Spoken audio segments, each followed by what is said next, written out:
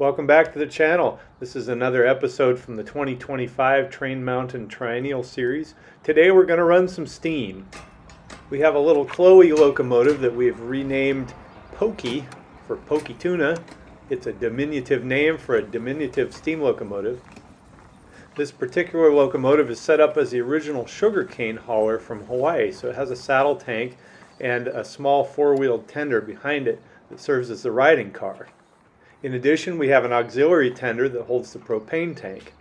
In these first couple clips, we're switching the train out. We're putting the locomotive onto its train set, and then we'll pull it out over the steaming bay, put a fire in it, and get it warmed up and lubricated for the run. The steam up process usually takes about 45 minutes if I take my time and oil around while I'm waiting for it to build pressure, and then we're ready to go. We decided to swap out the tank car for another flat car, and that gives me a chance to make sure everything's working properly on the locomotive.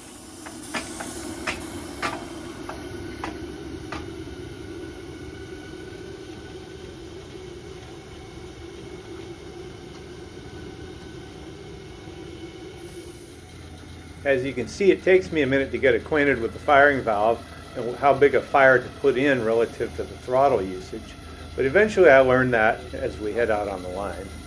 I'm used to firing full-scale oil-burning locomotives, so propane is a very different beast. It's a very gassy fuel source and behaves a little bit differently from oil. You can see the steam coming out of the front and the back of each cylinder. Those are the cylinder cocks, or the cylinder drains. Those let all the condensed water out because you can't compress water between the piston and the head. So when you warm up a locomotive, you leave those open until the exhaust comes out fairly dry.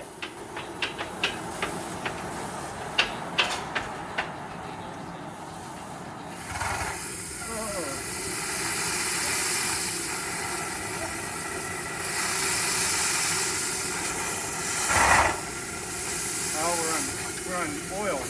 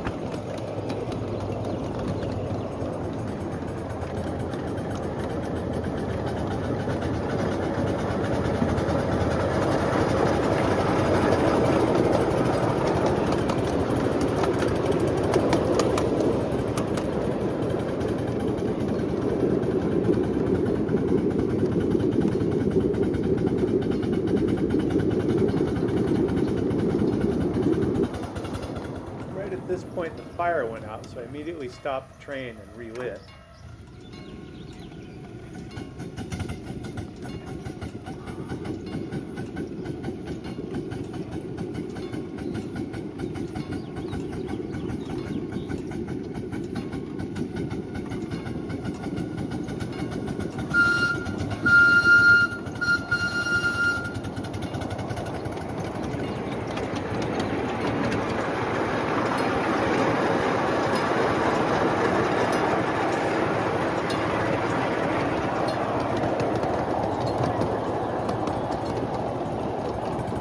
Head on the left is the safety inspection station. They make sure that all the couplings are good, safety chains are in place, and the locomotive has passed the certification for the year.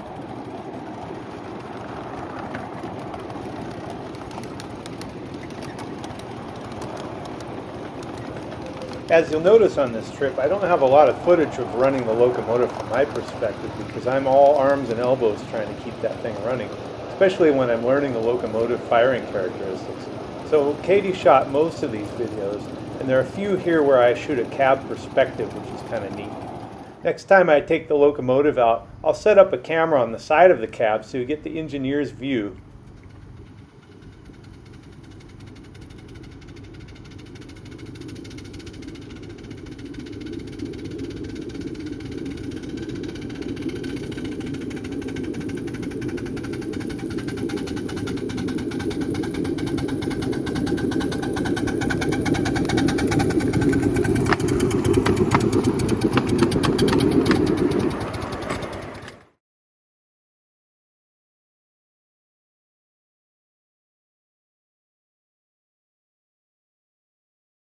We topped off the water at the Sprague siding, got some great pictures while we were waiting. I use an RV inline water filter to prevent any solids from getting into the cistern on the locomotive. I also use a boiler treatment that keeps the pH buffered and keeps everything in solution, so when I do boiler washes, most of it will come out in the wash. That helps protect the inner surfaces of the boiler from scale and corrosion.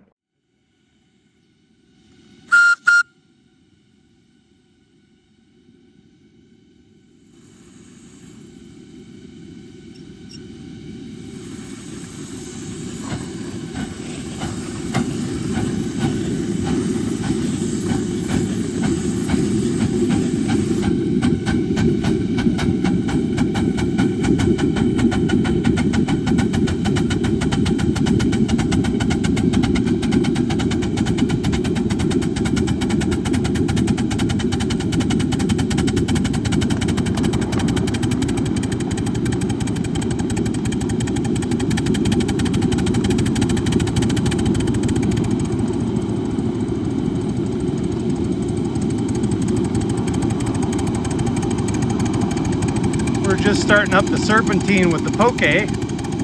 I'll do my best to run it with one hand and hold the camera with the other.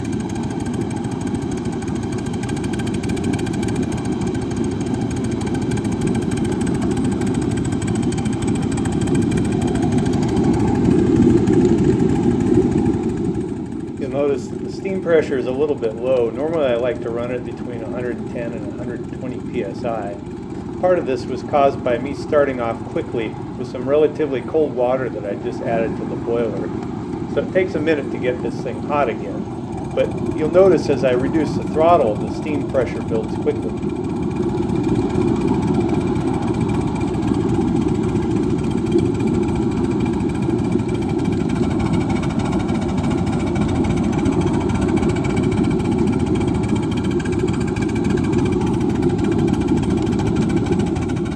I tended to fire on the lighter side of the range on this trip because I found that if I added too much fuel, the fire would blow itself out.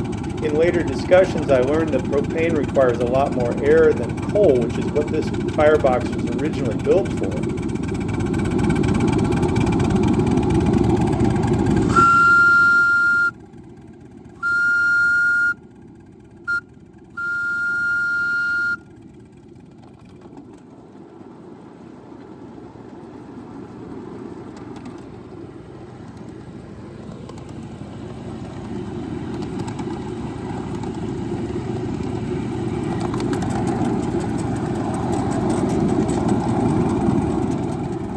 Hear the axle pump running. I use that to maintain the boiler water level.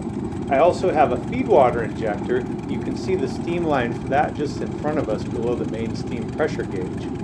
But it takes a little more fussing to get that started, and when I'm busy firing on a long hill, it's easier just to leave the feed water pump on and occasionally toggle on and off the bypass loop so it doesn't add water all the time. Anytime you add water to a boiler with an injector or a feed water pump of some kind, it comes in relatively cold, so that tends to reduce your steam pressure. So you generally fire against that to maintain steady pressure.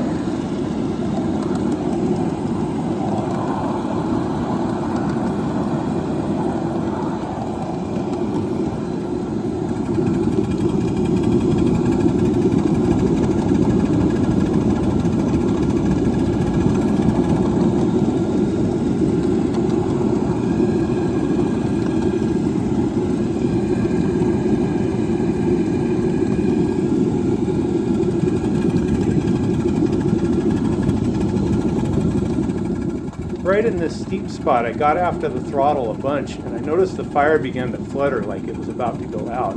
But as soon as I added more fuel, it went out completely. Listen for the change.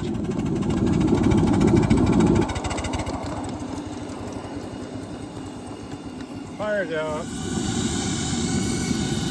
Okay.